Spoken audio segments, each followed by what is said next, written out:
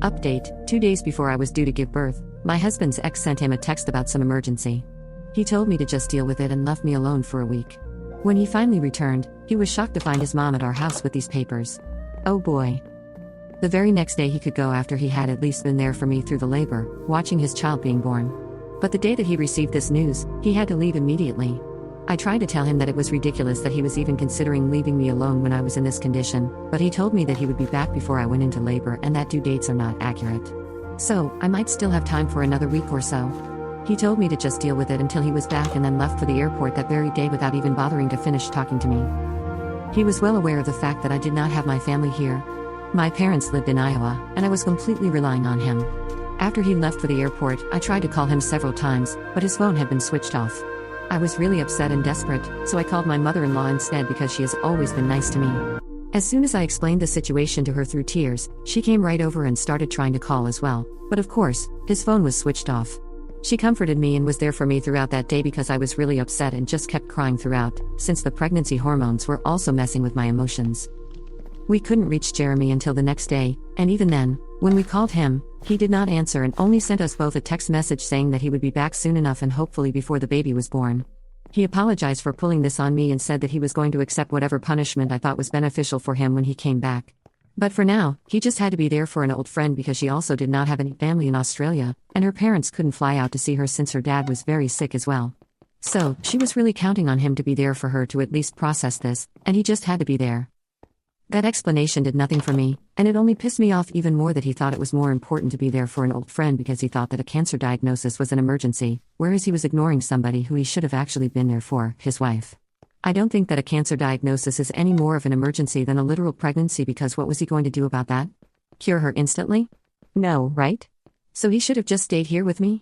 My mother-in-law was thinking along the same lines, and when he sent me that message, she asked me very bluntly if I wanted to leave him. I didn't think much, I just said yes. So she spoke to her lawyer and had him draw up divorce papers for me along with an agreement to terminate parental rights for Jeremy. She told me that if he came back within the due date, then I was free to make a decision about whether I wanted to file for divorce and get this over with, or would rather speak to him and then clear the air before doing anything. And if he was not able to make it, then it was very obvious what I had to do. She had raised Jeremy herself and had been a single parent, so I could understand why she was so bent on this.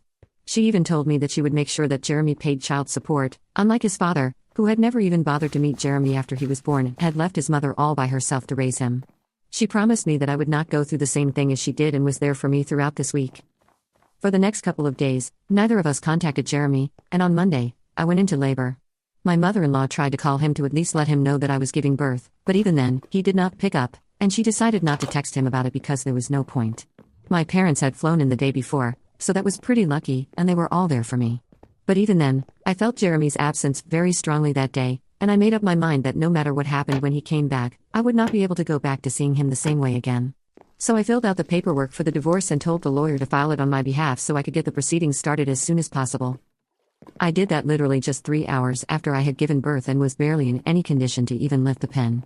But one of my friends told me that if I wanted to be happy and be a good mother to my child, I had to be good to myself first, and I couldn't do that if I continued to stay with a man who had made it so clear to me that he cared more about his obligations to Valerie than to me.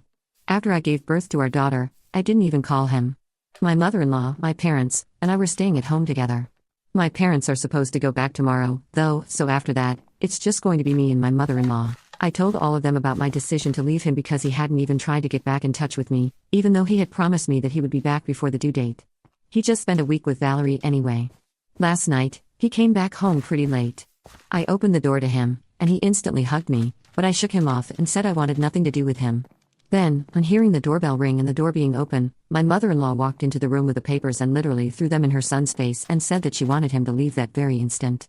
She said that she didn't even care where he spent the night, but she just wanted him out of the house because right now, I needed some peace and quiet because I had given birth a couple of days back, and he wasn't even there for it. She also told him that I had already filled out the paperwork for the divorce, and she needed him to fill out the paperwork to terminate his parental rights over our daughter.